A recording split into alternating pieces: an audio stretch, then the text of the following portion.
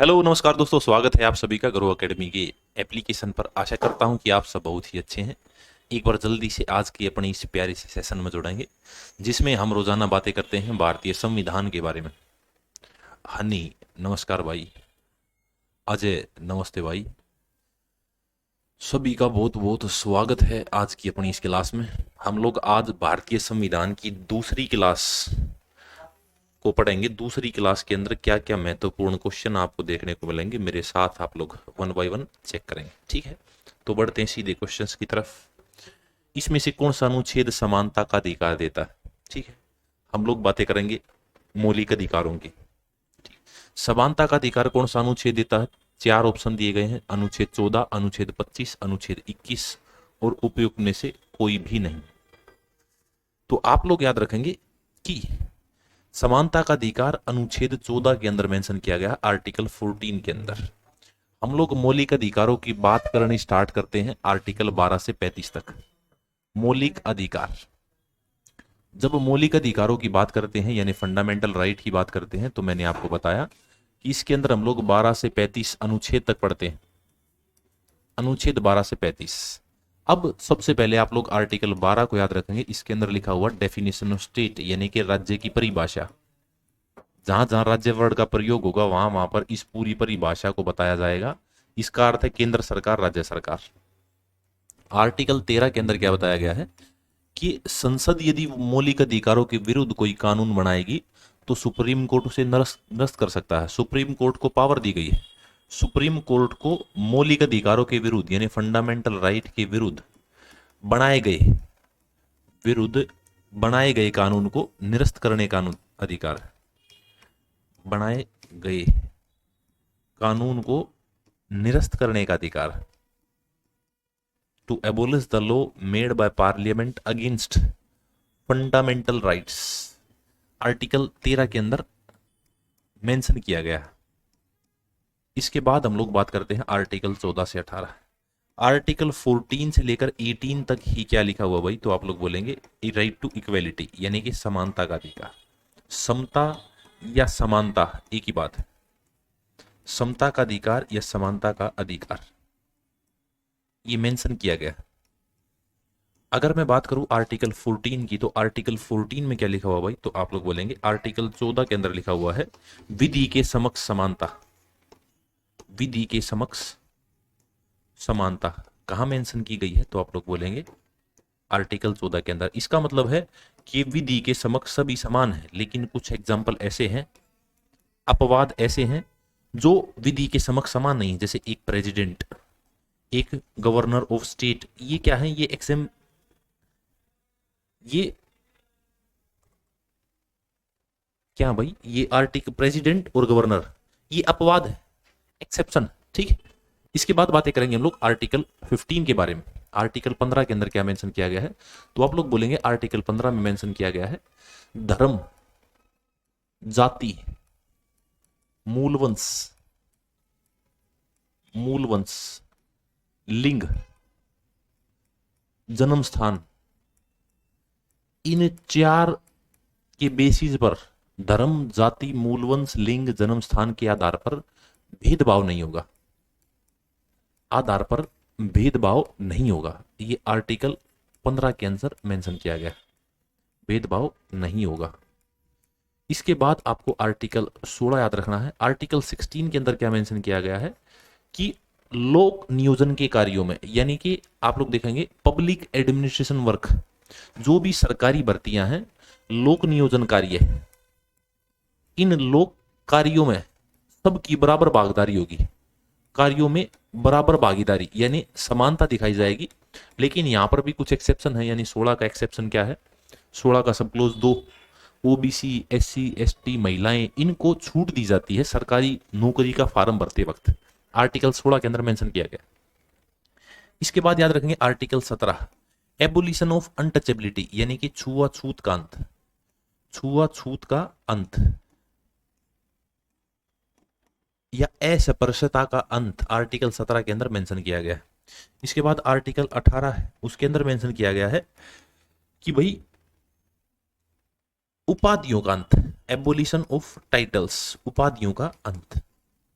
कि अब उपाधियों का अंत क्या भाई, पहले किसी भी व्यक्ति को कोई उपाधि दे देते थे, लेकिन अब इन उपाधियों का अंत कर दिया गया है। केवल दो उपाधियां ऐसी हैं जिनको छोड़ा गया है।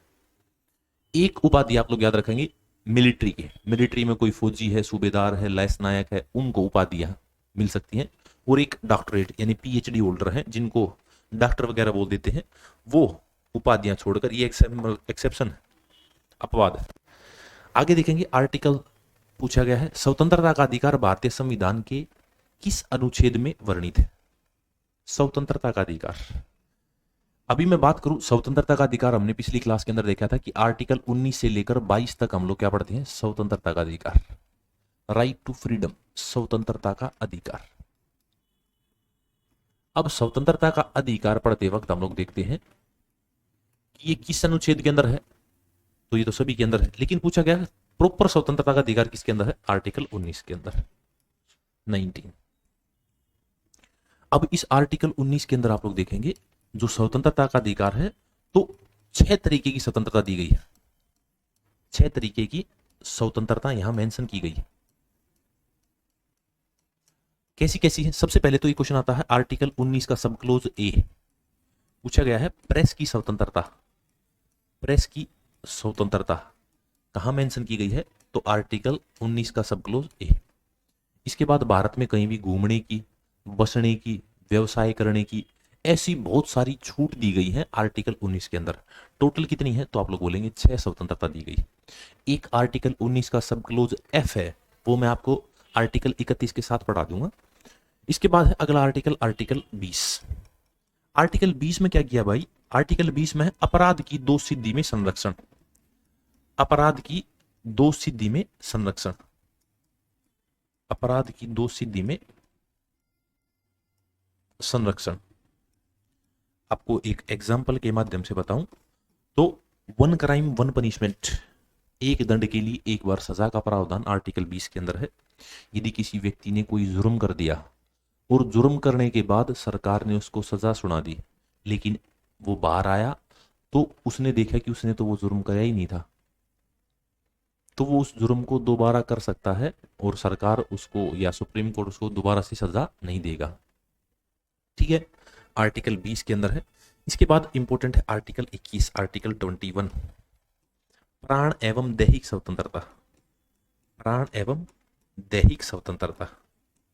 या फिर एक क्वेश्चन आता है, एक क्वेश्चन क्या आता भाई, क्वेश्चन आता है निजता का अधिकार किस अनुच्छेद के अंदर मेंशन किया गया है, तो निजता का अधिकार आर्टिकल 21 के अंदर मेंशन किया गया है। ठीक है, आर्टिकल 21 के अंदर एक सब क्लोज ऐड किया गया, कब, तो आप लोग बोलेंगे 86वां संविधान संशोधन, 86th कॉन्स्टिट्यूशन अमेंडमेंट 2002, एक सब क्लोज ऐड किया आर्टिकल 21 ए।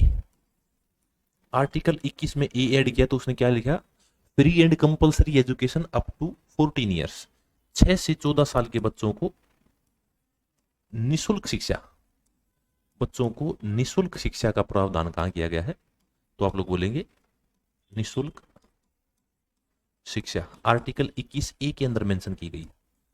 इसके बाद एक आर्टिकल 22 और याद रखेंगे, आर्टिकल 22 में क्या लिखा हुआ भाई, गिरफ्तारी में संरक्षण, गिरफ्तारी में संरक्षण, यानी कोई व्यक्ति आपको गिरफ्तार करने आएगा तो आपके पास कुछ छूट है, जैसे जैसे यदि कोई पुलिस वाला आपको लेने के लिए आया तो आप उससे पूछ सकते हैं कि आप हमें किस जुर्म में गिरफ्तार करने के लिए आए। तो ये सारे के सारे संरक्षण दिए गए हैं आर्टिकल 22 के अंदर। आगे बढ़ते हैं, अंतर्गत डैश वर्ष की आयु से कम के बच्चों का किसी फैक्ट्री, खदान या किसी अन्य हानिकारक काम में रोजगार प्रतिबंधित है। कितनी आयु से कम बच्चे काम नहीं कर सकते, ये पूछा, तो आप लोग बोलेंगे 10, 14, 16, 18, 4 ऑप्शन दिए गए हैं। 14 साल से कम आयु के बच्चे क्या नहीं कर सकते भाई, काम नहीं कर सकते। ठीक है, इस बात का वर्णन हमें कहां से मिलेगा, तो आप लोग पढ़ेंगे आर्टिकल 23-24, आर्टिकल 23-24।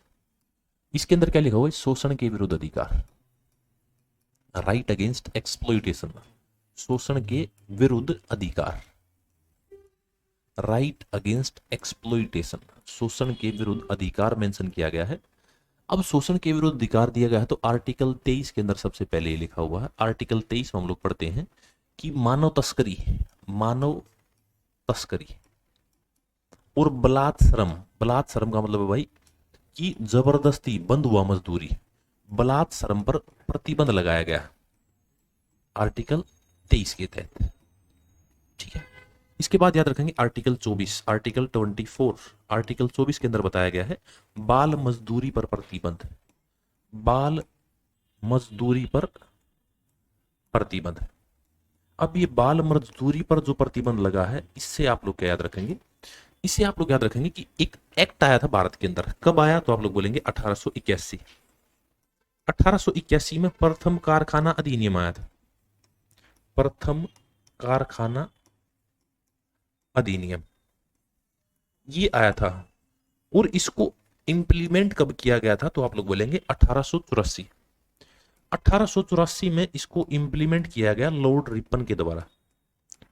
और लॉर्ड रिपन ने ही पहली बार ये बताई थी कि भाई 14 साल से कम आयु के बच्चों से कोई भी काम नहीं करवाएगा। ठीक है, ये जो आप लोग होटल वगैरह में देखते हैं, 14 साल से यदि कोई कम व्यक्ति काम करता मिला तो वो दंडनीय अपराध है।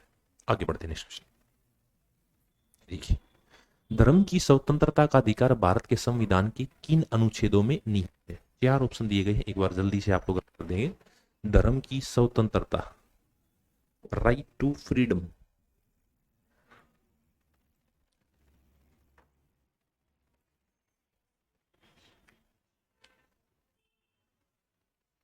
अभी यदि मैं बात करूं धर्म की स्वतंत्रता, तो आप लोग याद रखेंगे प्यारे साथियों कि आर्टिकल 25 से लेकर 28, 25 टू 28, आर्टिकल 25 से लेकर और आर्टिकल 28 तक आप लोग क्या पढ़ते हैं, धर्म की स्वतंत्रता, धर्म की स्वतंत्रता। अब धर्म की स्वतंत्रता पढ़ते वक्त सबसे पहले आप लोग याद रखेंगे आर्टिकल 25, इसके अंदर क्या मेंशन किया गया है, आर्टिकल 25 में मेंशन किया गया है किसी भी धर्म को अपनाने का अधिकार, to follow any religion in India, किसी भी धर्म को अपनाने का अधिकार दिया गया है, अपनाने का अधिकार कहां पर दिया गया है, तो आप लोग बोलेंगे आर्टिकल 25 के अंदर।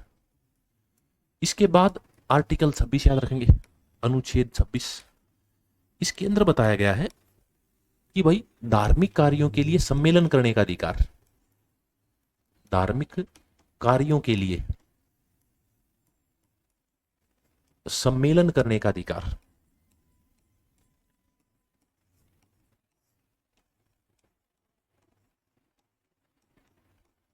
ये कहां दिया गया है, तो आप लोग बोलेंगे ये दिया गया है आर्टिकल 26 के अंदर। इसके बाद आप लोग याद रखेंगे आर्टिकल 27, 27 में क्या भाई, धार्मिक कार्य हमेशा कर मुक्त होंगे, धार्मिक कार्य कर मुक्त होंगे। ये कहां बताया गया है, तो आप लोग बोलेंगे धार्मिक कार्य कर मुक्त होंगे। इसका वर्णन हमें आर्टिकल 27 के अंदर पता चलता है।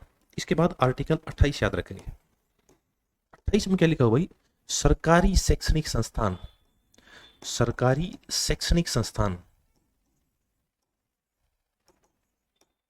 सरकारी शैक्षणिक संस्थान धर्म की शिक्षा नहीं देंगे, धार्मिक शिक्षा नहीं देंगे। ये है भाई आर्टिकल 25 से लेकर 28 तक। ठीक है, अब आर्टिकल 25 से लेकर 28 तक मेंशन किया गया धर्म की स्वतंत्रता, तो आप लोग क्या बताएंगे, फ्रॉम आर्टिकल 25 टू 28। अगले क्वेश्चन पर चलते हैं। किस अनुच्छेद के तहत संपत्ति का अधिकार कानूनी अधिकार है? संपत्ति के अधिकार को कानूनी अधिकार यानी लीगल राइट किस अनुच्छेद के तहत मनाया गया? आर्टिकल 300 ए, आर्टिकल 30, आर्टिकल 275 या अनुच्छेद 51? बहुत अच्छा क्वेश्चन है। हम लोग इसके बारे में बात करेंगे आर्टिकल 31 से। आर्टिकल 31 के अंदर पहले एक बात लिखी थी, संपत्ति का अधिकार, संपत्ति का अधिकार, राइट टू प्रॉपर्टी, यानी जिसकी संपत्ति उसी का अधिकार। लेकिन भारतीय संविधान के अंदर एक संशोधन किया गया, 44th संविधान संशोधन, यानी 44वां संविधान संशोधन, 44th कॉन्स्टिट्यूशन अमेंडमेंट। जब ये 44वां संविधान संशोधन हुआ तो ये हुआ था 1978, 1978। इसको याद कैसे करेंगे, 4 + 4 8, इसके लास्ट में 8 है तो 1978। इस संविधान संशोधन के तहत इसको उठाकर आर्टिकल 300A के अंदर डाल दिया और 300A के अंदर इसे क्या बना दिया, एक कानूनी अधिकार यानी लीगल राइट बना दिया, कानून को सारी पावर दे दी जमीन की। ठीक है, अब एक आर्टिकल 19F भी बताया था मैंने। आर्टिकल 19F के अंदर भी क्या था भाई, संपत्ति के अधिकार को खरीदने या बेचने का अधिकार, संपत्ति का अधिकार सारा व्यक्तियों के पास था, लेकिन इसको भी यहां से हटा करके कहां डाल दिया, यहां से हटा करके 300A में डाल दिया। ठीक है, तो संपत्ति का अधिकार अब किस अनुच्छेद में भाई, कानूनी अधिकार तो 300A के अंदर है, आप लोग इसे याद रखें। संपत्ति का अधिकार। एक बात और याद रखेंगे, किस प्रधानमंत्री ने इस कानून को हटाया था, तो आप लोग बोलेंगे मोरारजी देसाई। मोरारजी देसाई। कौन सी पार्टी की सरकार थी, तो जनता दल, जनता दल नाम की पार्टी थी जिसने इस पूरे के, या जनता पार्टी बोल सकते हैं आप इसे, इस जनता दल ने इसको हटाने का काम किया था। आगे आ जाए, निम्नलिखित में से कौन सा डॉक्टर BR अम्बेडकर के अनुसार भारत के संविधान का हृदय तथा आत्मा है? Heart and soul of Indian constitution which article पूछा गया है, आर्टिकल 32, आर्टिकल 15, प्रस्तावना या आर्टिकल 17। प्रस्तावना के बारे में पिछली क्लास के अंदर मैंने आपको बताया था कि प्रस्तावना संविधान की कुंजी है, की ऑफ कॉन्स्टिट्यूशन, कुंजी। लेकिन यहां पर पूछा गया हार्ट एंड सोल, तो आप लोग बोलेंगे आर्टिकल 32, अनुच्छेद 32। क्या लिखा हुआ भाई, तो आप लोग बोलेंगे संवैधानिक उपचारों का अधिकार, संवैधानिक उपचारों का अधिकार। कहां पर मेंशन किया गया, तो आप लोग बोलेंगे आर्टिकल 32 के अंदर, संवैधानिक उपचारों का अधिकार। अब इस संवैधानिक उपचारों का अधिकार क्या है, जितने भी हमने मौलिक अधिकार पढ़े, इन सभी मौलिक अधिकारों को प्रोटेक्ट करने के लिए हमें आर्टिकल 32 के तहत सुप्रीम कोर्ट जाने का अधिकार दिया गया है। सुप्रीम कोर्ट यानी सर्वोच्च न्यायालय जाने का अधिकार। हम लोग यदि हमारे मौलिक अधिकार छीन जाते हैं तो हम लोग सर्वोच्च न्यायालय जा सकते हैं, किस अनुच्छेद के तहत, आर्टिकल 32। और सर्वोच्च न्यायालय 5 रिट जारी करता है, 5 रिट जारी करता है हमारे मौलिक अधिकारों को प्रोटेक्ट करने के लिए। सबसे पहले आप लोग याद रखेंगे, फर्स्ट वन है बंदी प्रत्यक्षीकरण, बंदी प्रत्यक्षीकरण, बंदी प्रत्यक्षीकरण यानी कि हैबियस कॉर्पस। दूसरी आप लोग याद रखेंगे परमादेश यानी कि मेंडामस। तीसरी आप लोग याद रखेंगे अधिकार पर्चा यानी कि क्यू वारंटो, अधिकार पर्चा। चौथी आप लोग याद रखेंगे प्रतिषेध, प्रोहिबिशन। पांचवी आप लोग याद रखेंगे उत्प्रेक्षण, उत्प्रेक्षण। ये 5 रिट जारी करने का अधिकार दिया गया भाई, किसके तहत, तो आर्टिकल 32 के तहत 5 रिट जारी कर सकता है सुप्रीम कोर्ट। इसी कारण डॉक्टर BR अम्बेडकर ने इसे heart and soul of Indian constitution यानी संविधान की हृदय तथा आत्मा कहा है। आगे बढ़ते, अगला अनुच्छेद 33 के तहत है सशस्त्र बलों और अर्धसैनिक निबंधित करने की शक्ति किसके पास, संसद, सुप्रीम कोर्ट या उपरोक्त में से कोई नहीं। सर नहीं करवाएंगे नकुल, थोड़ा सा टाइम लगेगा। हम लोग सोच रहे हैं कि 31 दिसंबर से शुरू करें, ठीक है, नया नया साल है, नए नए चीजें डाल देंगे, ठीक है। आगे बढ़ते, यहां से कर लो, यहां से भी वही बात है, वहां से थोड़ा सा मैं लेंदी कराऊंगा, यहां से क्वेश्चंस उठा के कराऊंगा सारे के सारे। ये जितने भी मैं लिखता हूँ ये क्वेश्चन है सारे के सारे, ठीक है। वैसे तो इस बैच का नाम है 10,000 प्लस PYQ, लेकिन जो मैं ये लिखता हूँ ना, ये जो गिनतियां हैं ये आपको पहुंचा देगी लगभग 17,500, क्योंकि GS के लगभग 17,500 क्वेश्चन है सभी सब्जेक्ट्स के, तो मैं कोशिश करूंगा उनको कंप्लीट करूं। ओके, तो बढ़ते हैं भाई आगे। 33वें अनुच्छेद में सशस्त्र बलों और अर्धसैनिक बलों के सदस्यों के मौलिक अधिकारों को समाप्त या प्रतिबंधित करने का अधिकार है संसद के पास, पार्लियामेंट। ये क्या भाई, यदि आप में से किसी व्यक्ति ने पैरामिलिट्री फोर्स को ज्वाइन कर लिया, पैरामिलिट्री फोर्स को ज्वाइन करने के बाद आपके सभी मौलिक अधिकार कौन डिसाइड करेगा? तो संसद करेगी। जैसे जैसे आपने सोचे कि भाई मैं जेल पुलिस में लग गया, या जेल में लग गया, या दिल्ली पुलिस में लग गया, या किसी भी पुलिस में लग गया, आप पैरामिलिट्री फोर्स है, सीआरपीएफ, बीएसएफ, सीआईएसएफ, किसी भी पोस्ट पे लग गए। लगने के बाद अब आपके पास मौलिक अधिकार कि आप कुछ भी कर सकते हैं, लेकिन लगने के बाद आप मौलिक अधिकारों का हनन हो जाएगा। कैसे होगा? अभी मैं प्रधानमंत्री मोदी जी के बारे में या किसी भी व्यक्ति के बारे में कुछ भी बोल सकता हूं, लेकिन यदि मैं पैरामिलिट्री फोर्स में हूं तो आई एम अ सर्वेंट, मेरे को बोलने का अधिकार नहीं मिलेगा। ओके भाई, मैं कराऊंगा जरूर, एग्जाम से पहले करा दूंगा, आप टेंशन फ्री रहें। तो आर्टिकल 33 तो ये है भाई। इसके बाद आप लोग आर्टिकल 34 भी याद रखेंगे। आर्टिकल 34 इसमें क्या होता है भाई?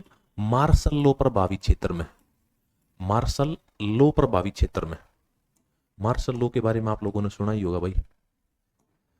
मार्शल लॉ प्रभावित क्षेत्र में क्या होगा?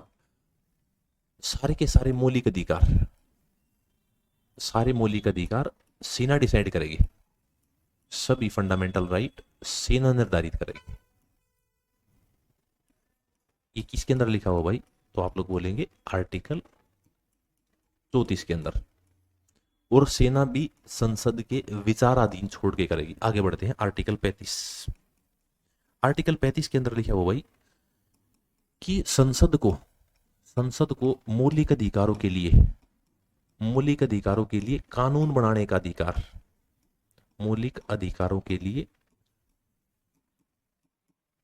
कानून बनाने का अधिकार आर्टिकल 35 के अंदर लिखा हुआ है। कानून बनाने का अधिकार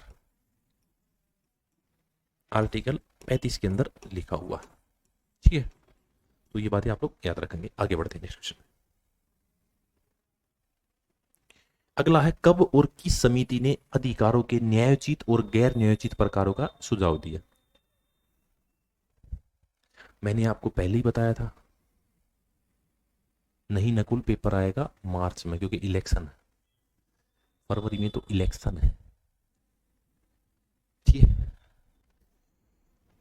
अभी आप लोग देख रहे भाई, पूछा गया कब और किस न्यायोचित और गैर न्यायोचित प्रकारों का सुझाव दिया। तो आप लोग एक कमेटी का नाम याद रखेंगे, सप्रू समिति। सप्रू कमेटी के बारे में मैंने आपको पहले ही बताया है। इसने मौलिक अधिकारों के बारे में बताया कि भाई दो तरीके के मौलिक अधिकार, एक जिनके खिलाफ हम कोर्ट में जा सकते हैं, एक जिनके खिलाफ हम कोर्ट में नहीं जा सकते। पूर्व आंसर गलत थी।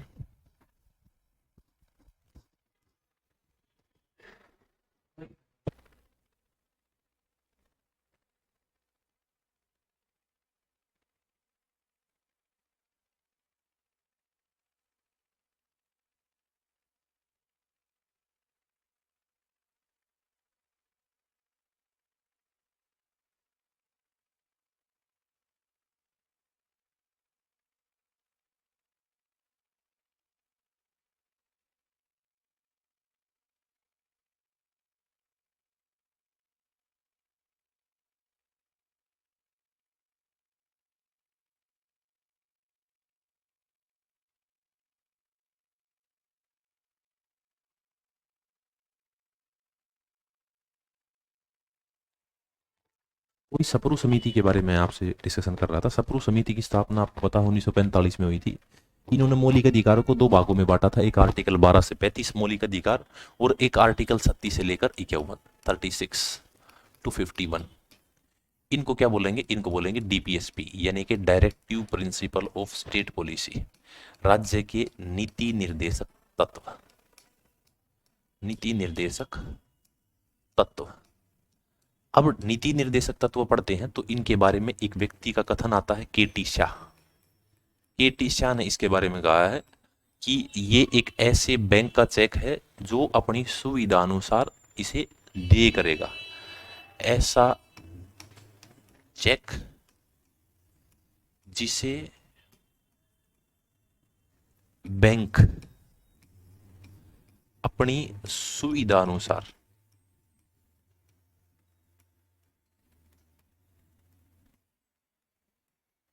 दे करेगा। ये कथन किसका है? केटी शाह का। आपको इसका यही कथन याद रखना है। इसके बाद हम लोग आर्टिकल 36 से बातों की शुरुआत करते हैं। आर्टिकल 36 में वही लिखा हुआ भाई, डेफिनेशन ऑफ स्टेट, यानी कि राज्य की परिभाषा, या आप इसे ऐसे भी लिख सकते हैं कि डेफिनेशन ऑफ डीपीएसपी, यानी राज्य के नीति निर्देशक तत्वों की परिभाषा। इसके बाद आर्टिकल 37 भी याद रखेंगे। आर्टिकल 37 के अंदर लिखा हुआ भाई, one can't go to court regarding DPSP, यानी कि राज्य के नीति निर्देशक तत्वों के खिलाफ एक व्यक्ति कोर्ट में नहीं जा सकता। यानी डीपीएसपी में यहां से डीपीएसपी लिखना स्टार्ट करूंगा। डीपीएसपी के खिलाफ हम लोग कोर्ट में नहीं जा सकते, खिलाफ न्यायालय में नहीं जा सकते।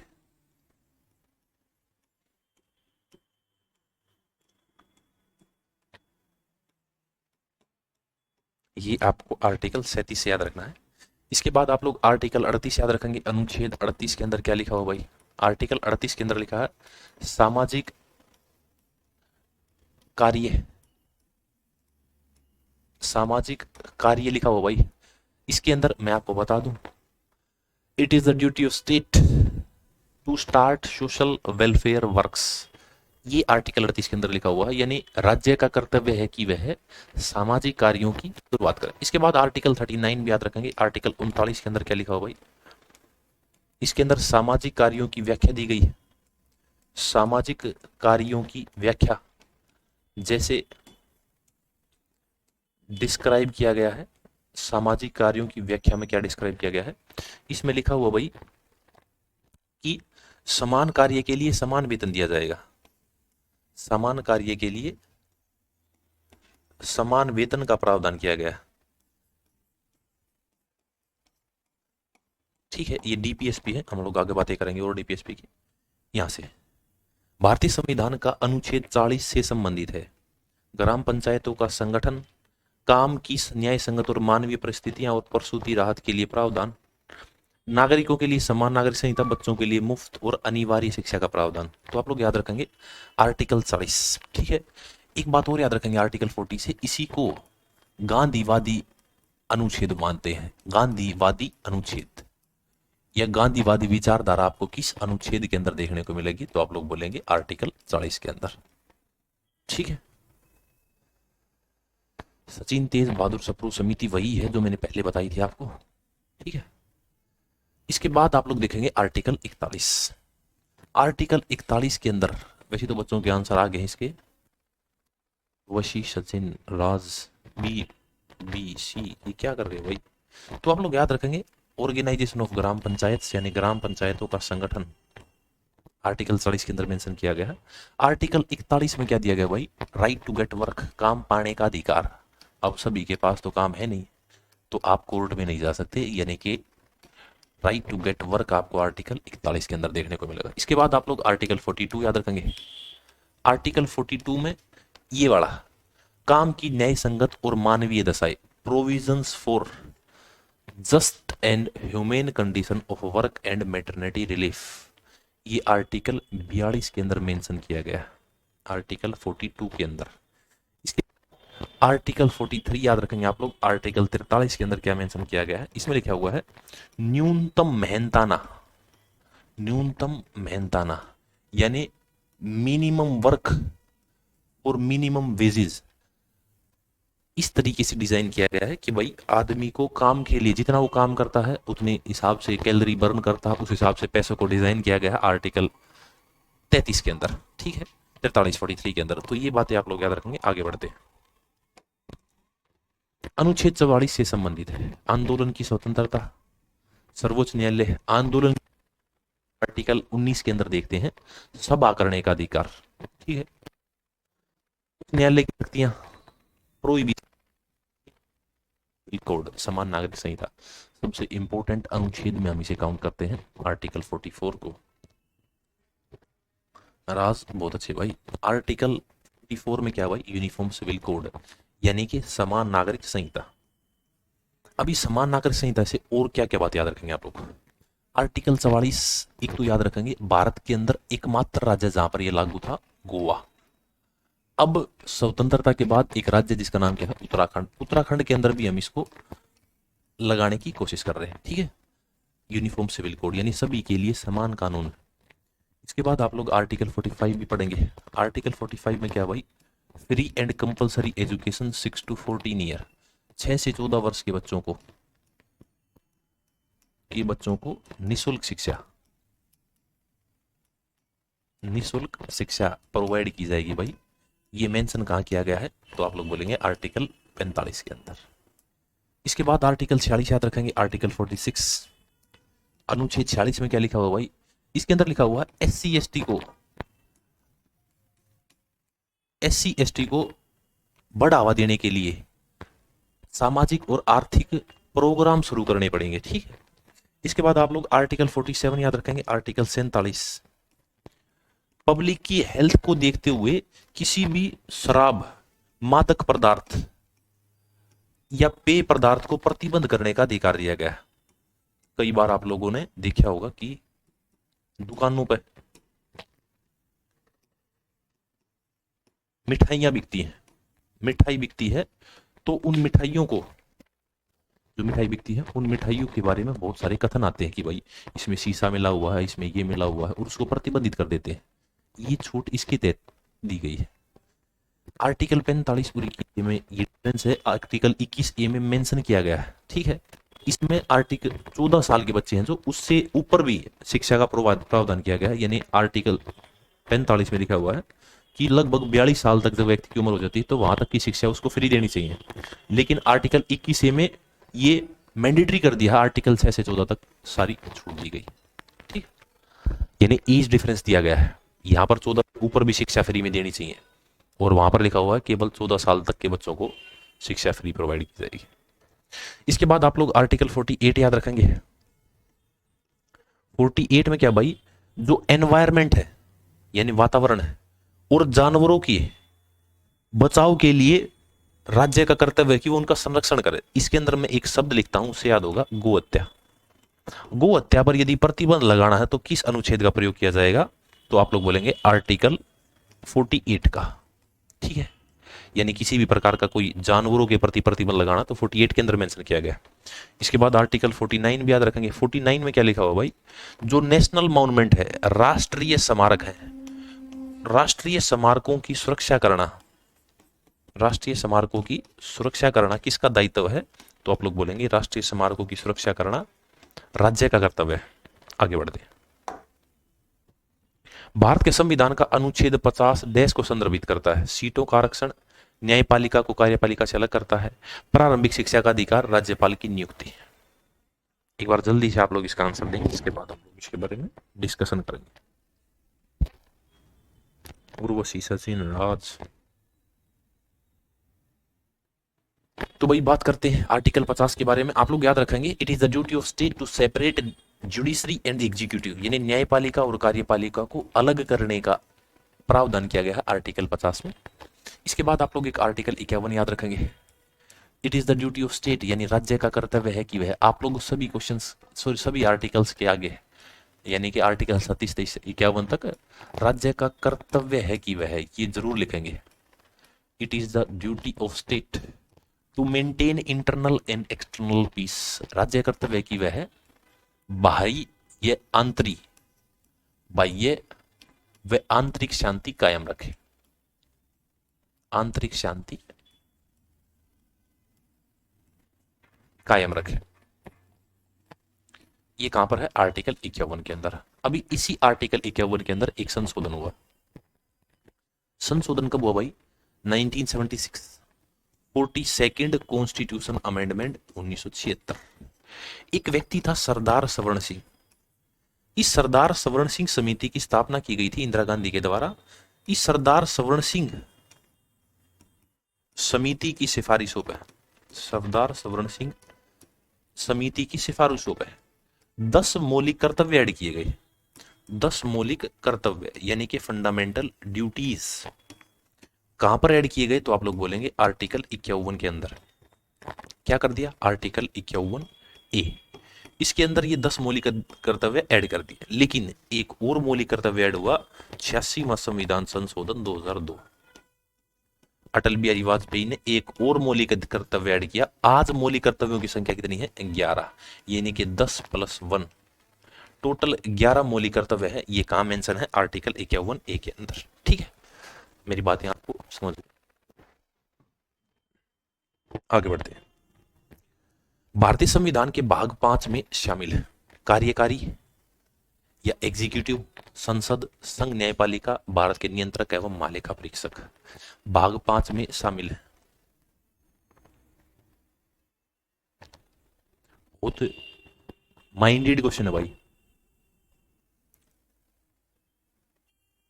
बिल्कुल भाई। फंडामेंटल ड्यूटीज हम लोगों ने यूएसएसआर यानी यूनियन सोवियत सोशलिस्ट रिपब्लिक से लिए हैं, जिसको आज आप लोग रशिया के नाम से जानते हैं।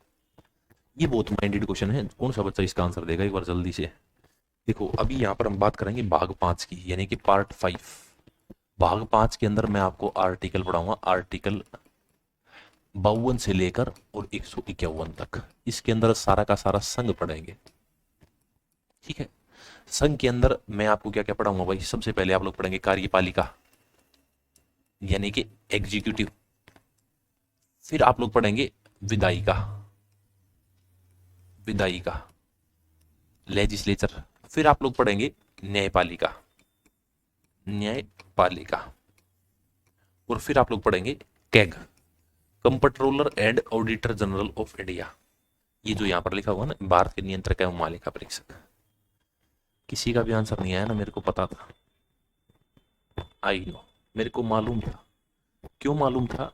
क्योंकि इसमें थोड़ा सा सभी बच्चे सोचेंगे भाई कार्यकारी तो यहाँ लिख दिया, संसद भी यहाँ लिख दिया, न्यायपालिका भी यहाँ लिख दिया, और नियंत्रक एवं महालेखा परीक्षक भी।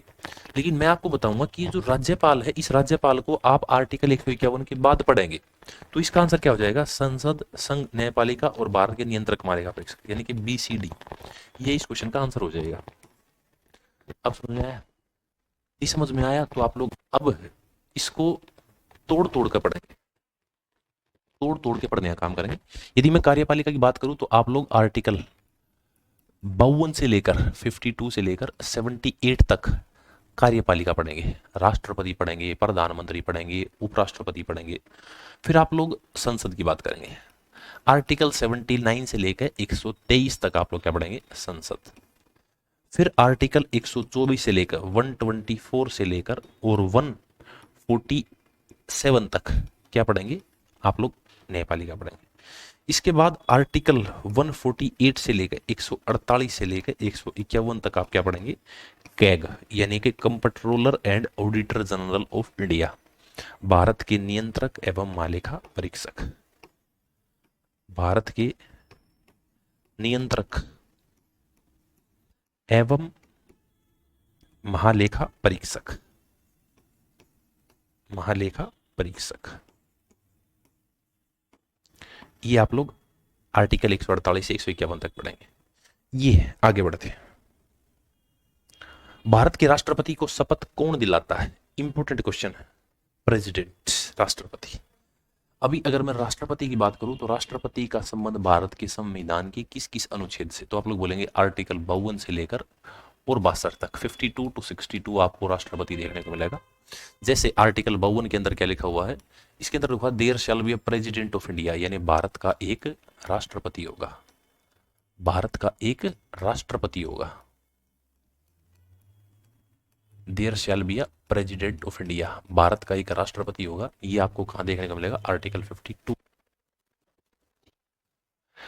इसके बाद देखेंगे आर्टिकल 53। इसके अंदर लिखा हुआ है he shall be the chairman of executive, यानी कार्यपालिका का अध्यक्ष राष्ट्रपति होगा। राष्ट्रपति कार्यपालिका का अध्यक्ष होगा। ये कहां पर लिखा हुआ है? तो आप लोग बोलेंगे आर्टिकल 53 के अंदर लिखा। इसके बाद आप लोग आर्टिकल 54 याद रखेंगे। आर्टिकल 54, 54 में क्या लिखा हुआ भाई? 54 में लिखा हुआ जो राष्ट्रपति है, ये राष्ट्रपति का निर्वाचन में कौन कौन वोट डालेगा, इसका क्वेश्चन मैं नेक्स्ट क्वेश्चन में दिखा दूंगा आपको, लेकिन यहां पर केवल लिखेंगे निर्वाचन, निर्वाचन। फिर इसके बाद आर्टिकल 55 याद रखेंगे, निर्वाचन की प्रक्रिया। निर्वाचन की प्रक्रिया को आप लोग क्या नाम देंगे? एकल संक्रमणीय अप्रत्यक्ष चुनाव प्रणाली, एकल संक्रमणीय अप्रत्यक्ष चुनाव प्रणाली, अप्रत्यक्ष चुनाव प्रणाली। ठीक है, इसको मैं डिफाइन कर दूंगा बाद में, ठीक है, अगले क्वेश्चन में। लेकिन ये आर्टिकल 55 के अंदर, इसके बाद आप लोग आर्टिकल 56 को याद रखेंगे। आर्टिकल 56, इसमें क्या है, टर्म यानी कि कार्यकाल। जो राष्ट्रपति का कार्यकाल है वो कितना होगा, तो आपको पता है ये 5 वर्ष होगा, यानी 5 वर्ष 5 साल। इसके बाद आर्टिकल 57 याद रखेंगे। आर्टिकल 57 में बताया गया है री इलेक्शन ऑफ प्रेसिडेंट, यानी राष्ट्रपति का पुनः निर्वाचन, री इलेक्शन, पुनः निर्वाचन की प्रक्रिया, यानी राष्ट्रपति दोबारा से चुनाव लड़ सकता है। ये आर्टिकल 57 के अंदर लिखा हुआ है। इसके बाद है आर्टिकल 58। आर्टिकल 58 में क्या भाई, आर्टिकल 58 के अंदर लिखा हुआ है क्वालिफिकेशंस, यानी कि राष्ट्रपति की योग्यताएं। क्या क्या योग्यताएं होंगी राष्ट्रपति की, कि भारत का नागरिक हो, लाभ के पद पर ना हो, पागल व दिवालिया न हो, साथ ही साथ लोकसभा का सदस्य बनने योग्य हो, लोकसभा का सदस्य बनने योग्य हो।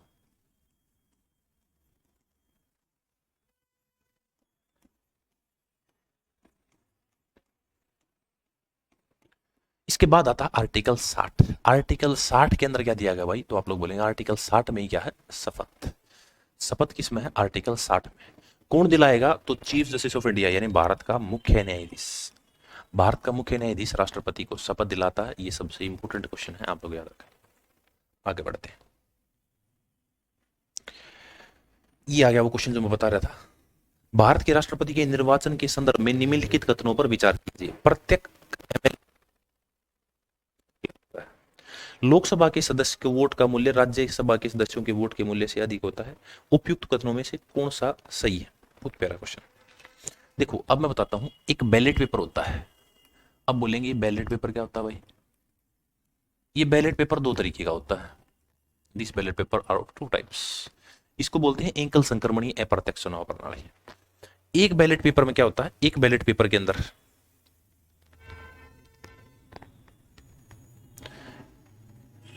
एक बैलेट पेपर के अंदर क्या होता है, ये दो बैलेट पेपर है, एक ग्रीन होता है, एक पिंक होता है।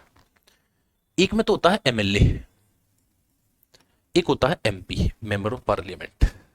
अभी मैं आपको बताऊं, जैसे अज्यूम करें हरियाणा है, पंजाब है, दिल्ली है, राजस्थान, किसी भी स्टेट का एग्जांपल ले ले। एक स्टेट है, स्टेट है जैसे हरियाणा। हरियाणा के अंदर क्या होता है, हरियाणा के अंदर विधानसभा सीटों की संख्या कितनी है, तो आप लोग बोलेंगे विधानसभा सीटों की संख्या 90। लोकसभा सीटों की संख्या कितनी है, आप लोग बोलेंगे लोकसभा सीटों की संख्या है 10। फिर बोलेंगे राज्यसभा सीटों की संख्या कितनी है, तो आप लोग बोलेंगे 5। अब यहां से एक बात समझेंगे, यदि मेरे को इसमें से 10 लाख आबादी है, इस 10 लाख में से मेरे को 90 आदमी चुनने हैं, तो बहुत थोड़े थोड़े एरिया में एक व्यक्ति काउंट हो सकता है। लेकिन अब मैं बोलूं 10 आदमी चुनने हैं, तो 1 लाख आदमी पर एक व्यक्ति हो गया। अब इनमें से पावरफुल कौन होगा, तो आप लोग बोलेंगे लोकसभा होगी, लोकसभा पावरफुल होगी। यानी कि लोकसभा वोट का वैल्यू विधानसभा के मेंबर से ज्यादा है। आप लोग समझ पाए मेरी बात।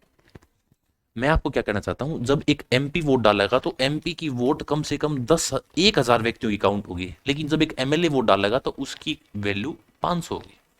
अब मैं आपको बोलूं कि एमएलए हैं, जो एमएलए 10 एमएलए वोट डालते हैं और एक तरफ 6 एमएलए वोट डालते हैं, सॉरी 6 एमपी वोट डालते हैं, इनमें से विजयी कौन होगा, तो आप बोलेंगे ये हार जाएगा, क्योंकि इसकी टोटल कितनी होगी भाई 5,000 और इसकी टोटल कितनी होगी 6,000। ये क्या हो जाएगा, ये जीत जाएगा। अब मेरे को समझा पाया पर क्या, ये राष्ट्रपति के इलेक्शन का प्रोसीजर है। इसको बोलते हैं single transferable indirect vote system, यानी कि एकल संक्रमणीय अप्रत्यक्ष चुनाव प्रणाली। अब आपसे पूछा गया प्रत्येक एमएलए के वोट का मूल्य अलग अलग राज्यों में अलग अलग होता है। लोकसभा के सदस्य के वोट का मूल्य राज्यसभा के सदस्यों के वोट से मूल्य से अधिक होता है। उपयुक्त कथन में से कौन सा सही है, तो आप लोग बोलेंगे केवल एक। ठीक है, केवल एक। एमपी तो लोकसभा और राज्यसभा में एक ही होते हैं, एमएलए अलग अलग होते हैं। आप लोग देखेंगे दिल्ली के अंदर विधानसभा सीटों की संख्या कितनी है, 11 है। तो इस तरीके से आप लोग, सॉरी विधानसभा सीटों की संख्या कितनी है, 70 है। आगे आ जाओ। भारत के संविधान के निम्नलिखित में से कौन सा अनुच्छेद राष्ट्रपति के महाभियोग की प्रक्रिया प्रदान करता है। इम्पीचमेंट, महाभियोग, इंपॉर्टेंट टॉपिक है, थोड़ा सा समझने का प्रयत्न करेंगे।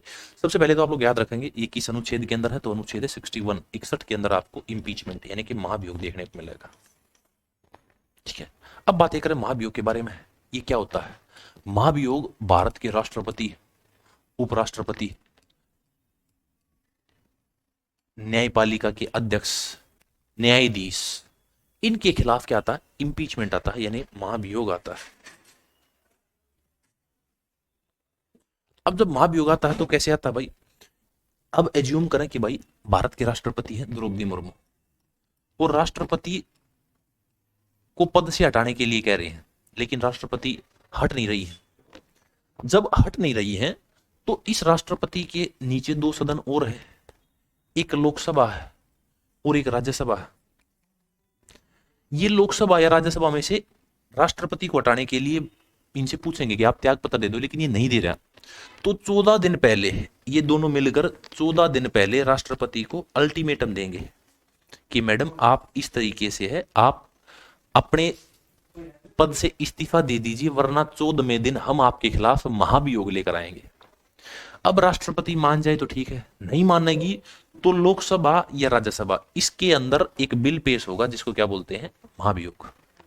जब ये बिल पेश होगा तो इसके अंदर वोट डालेंगे 2/3 मेंबर। यदि 2/3 मेंबर इसको वोट करेंगे कि हाँ भाई ठीक है महाभियोग को पास करो, तो ये लोकसभा से कहा जाएगा राज्यसभा। जब ये राज्यसभा से जाएगा तो यदि इसके 2/3 मेंबर यानी 2/3 मेंबर हाँ भरेंगे,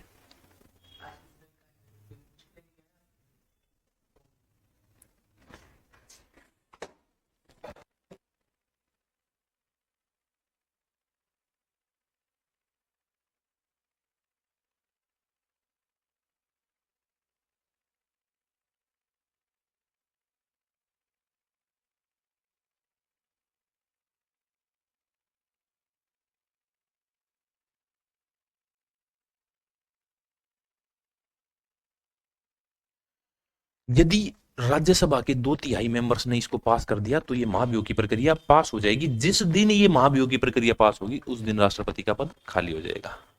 एक बात और याद रखेंगे आप लोग, ये बहुत जटिल प्रक्रिया है। जटिल प्रक्रिया कैसे है कि भाई जब लोकसभा के अंदर आएगा, ये हमारे लिए सम्मानीय पद। आप लोग देखेंगे हम राष्ट्रपति के साथ क्या लगाते हैं? महामहिम, एक शब्द लगाते हैं महामहिम। जब हम लोग ये महामहिम शब्द लगाते हैं तो इज्जत ज्यादा बढ़ जाती है।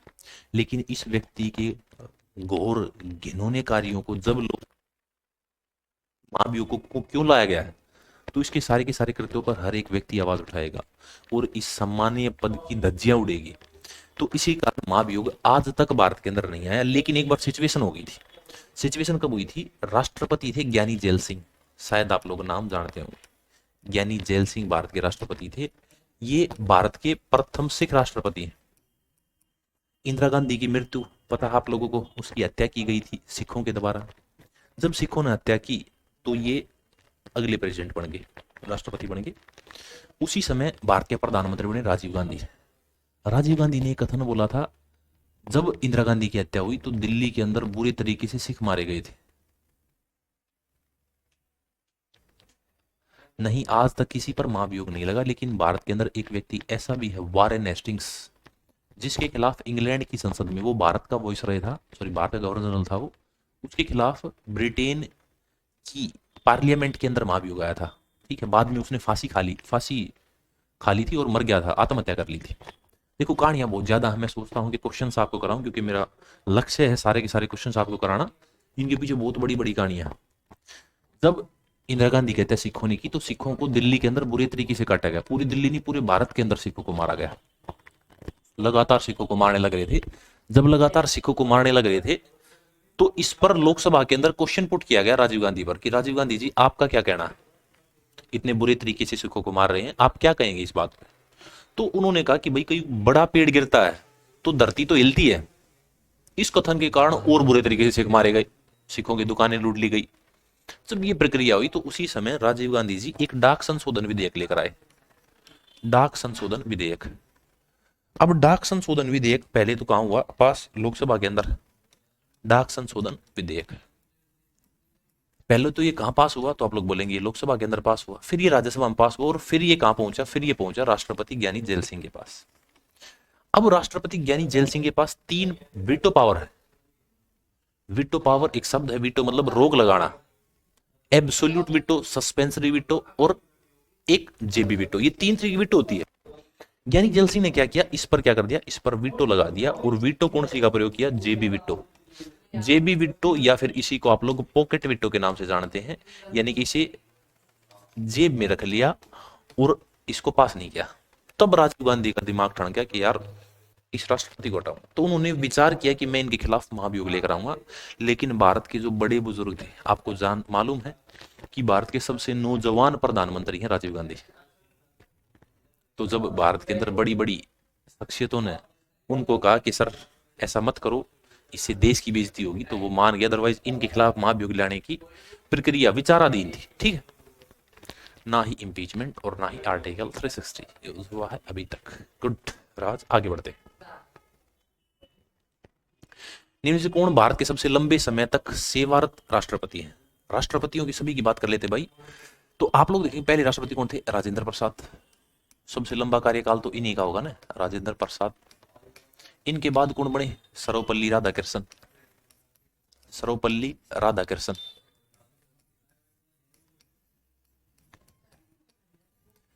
इसके बाद कौन बने, जाकिर हुसैन। जाकिर हुसैन। इसके बाद कौन बने, फकरुद्दीन अली अहमद। फकरुद्दीन अली अहमद, ठीक है। ये राष्ट्रपतियों का क्रम है, एक बार थोड़ा सा ध्यान देंगे आप लोग। फकरुद्दीन अली अहमद के बाद कौन बने थे भाई, ज्ञानी जैल सिंह, सॉरी नीलम संजीव रेड्डी। नीलम संजीवा रेड्डी। नीलम संजीव रेड्डी। इनके बाद कौन बने थे, तो आप बोलेंगे ज्ञानी जैल सिंह। ज्ञानी जैल सिंह। इनके बाद कौन बनेंगे, वेंकटरमन। रामास्वामी वेंकटरमन, बहुत बड़ा नाम है इनका, याद रखेंगे, रामास्वामी वेंकटरमन।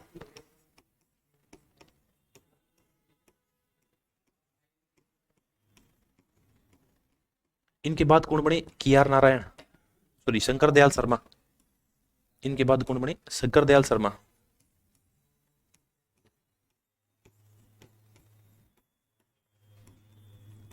इनके बाद कौन बने, KR नारायण।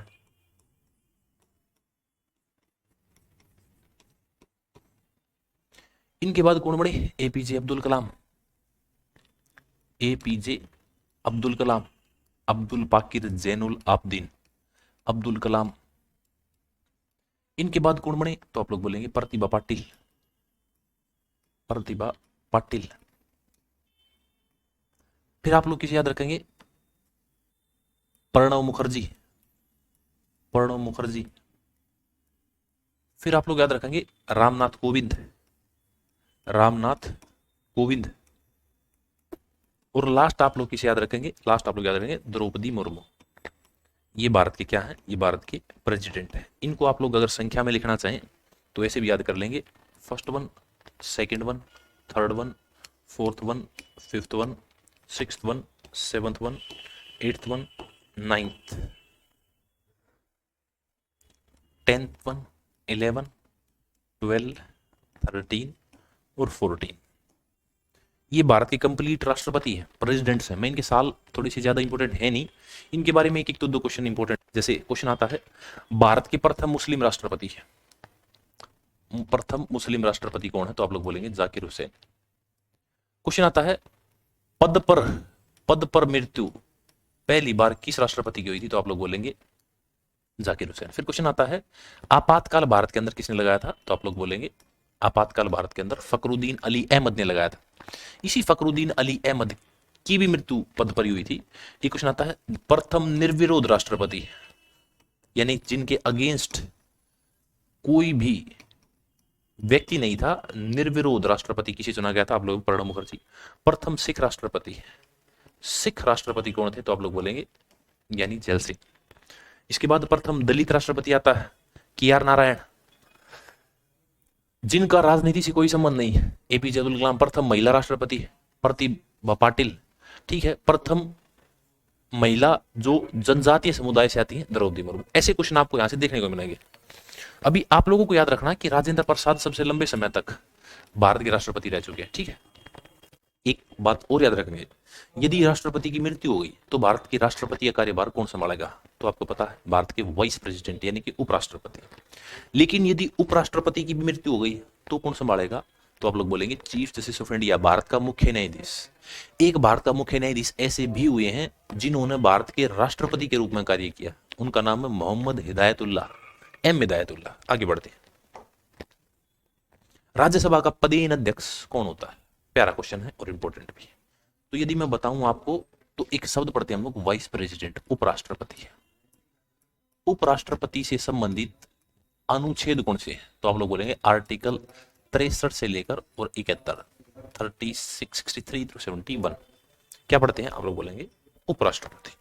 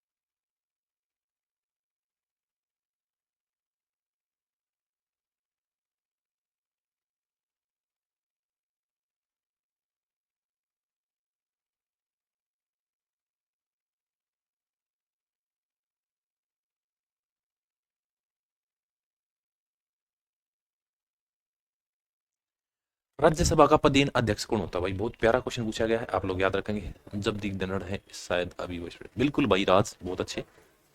सिंह भी। राज्यसभा का पदेन अध्यक्ष कौन होता है भाई? तो आप लोग बोलेंगे वाइस प्रेसिडेंट यानी कि उपराष्ट्रपति। उपराष्ट्रपति के संबंध में आर्टिकल 63 से 71 तक हमने पढ़ा है। आर्टिकल 63 के अंदर क्या लिखा हुआ भाई? 63 के अंदर लिखा है भारत का एक उपराष्ट्रपति होगा, there shall be a vice president of India, यानी भारत का एक उपराष्ट्रपति होगा। ये कहां पर लिखा होगा? तो आप लोग बोलेंगे आर्टिकल 63। इसके बाद आर्टिकल 64 याद रखेंगे। जो उपराष्ट्रपति है वो राज्यसभा का पदेन सभापति होगा, ex officio chairperson of Rajya Sabha. उपराष्ट्रपति राज्यसभा का पदेन सभापति होगा, ex officio chairperson of Rajya Sabha. यानी कि भारत के अंदर उपराष्ट्रपति पद की इतनी आवश्यकता नहीं थी, लेकिन हमने क्या किया, हमने सोचा कि भाई राज्यसभा के अंदर बिठाने के लिए एक व्यक्ति चाहिए, इसी कारण एक पोस्ट को बिल्ड कर दिया जिसका नाम क्या है? उपराष्ट्रपति। अभी आर्टिकल 65 आप लोग क्या देखते हैं? अनुच्छेद 65 में लिखा हुआ भाई जो उपराष्ट्रपति है, भारत का उपराष्ट्रपति है, वो राष्ट्रपति की अनुपस्थिति में कार्य करेगा। उपराष्ट्रपति यानी एक पोस्ट इसीलिए बना दी गई कि यदि राष्ट्रपति नहीं है, उपराष्ट्रपति राष्ट्रपति की अनुपस्थिति में कार्य करेगा।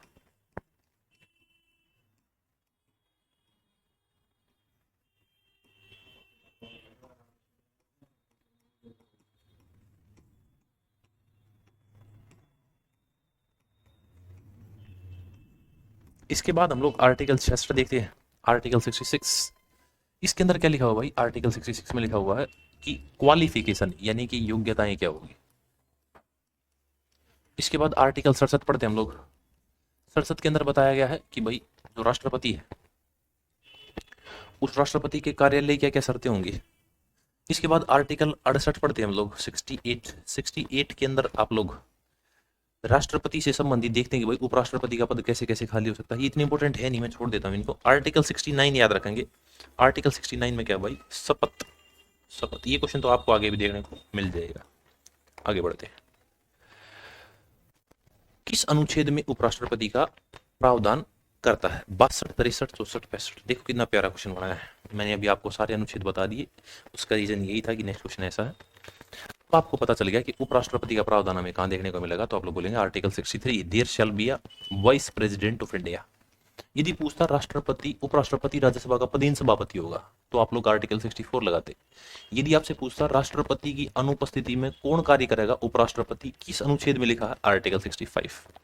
अभी भारत के प्रथम उपराष्ट्रपति कौन थे? आपको पता है प्रथम उपराष्ट्रपति का नाम सर्वपल्ली राधाकृष्णन। प्रथम उपराष्ट्रपति यानी कि वाइस प्रेसिडेंट। प्रथम उपराष्ट्रपति कौन थे भाई? तो आप लोग बोलेंगे Sarvepalli Radhakrishnan.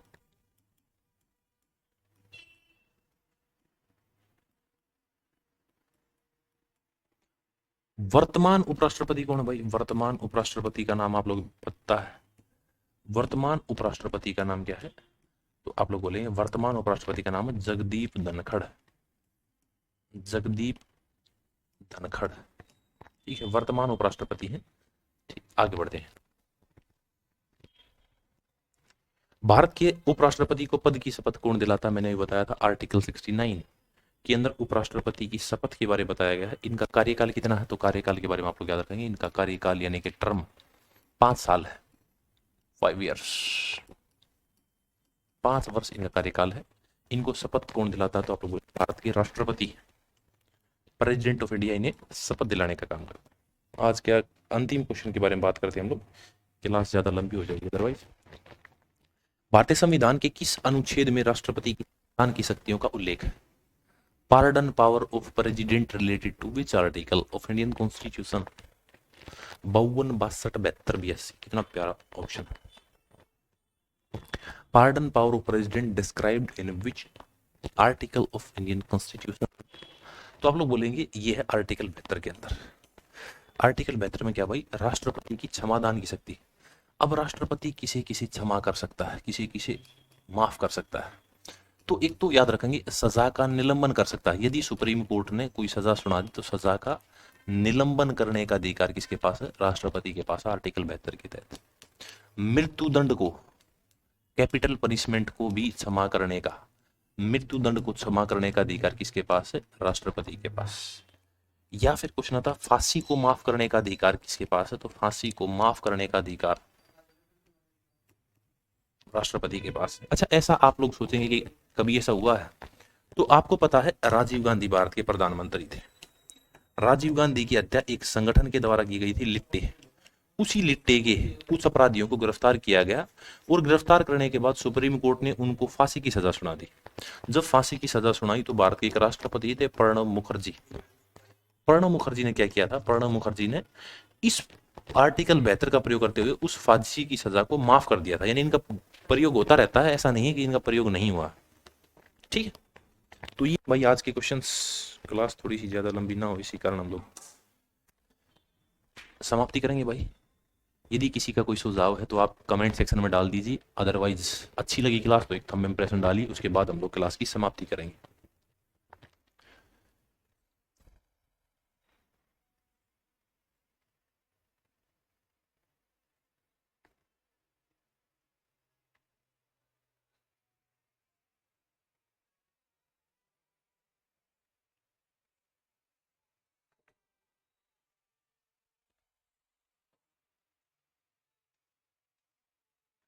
Okay sir, sir एक समय में 2 क्लासेस हो रही हैं।